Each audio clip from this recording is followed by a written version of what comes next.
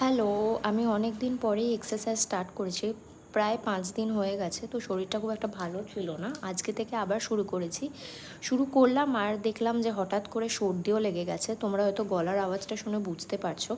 দিয়ে তাড়াতাড়ি ওয়াক করে নেওয়ার পরে আমি স্নান করে কাজে বসে গেছিলাম। কারণ কি অনেকগুলো কাজ ছিল। প্লাস আমার আজকে ১-১.৫ ঘন্টার একটা মিটিং ছিল। দিয়ে বিকেলবেলা চা আর মাখানা নিয়ে বসেছিলাম। তো আমার মনে হয় একা টাইম কাটানো খুবই দরকার প্রত্যেকের জন্য।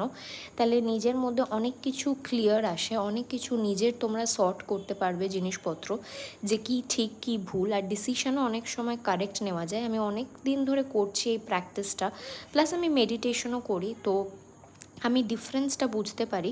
তারপরে একটুখানি এক্সারসাইজ করে নেওয়ার পরে আমি নিজের ফেসটাই দেখি মাঝে মাঝে। প্রায় ১ মাস হয়ে গেল আমি ডায়েটে আছি, কোনো চিনি ভাত ফাত কিছু খাচ্ছি না। সত্যি স্কিনের অনেকটা পরিবর্তন আসছে। তো দেখা হচ্ছে পরের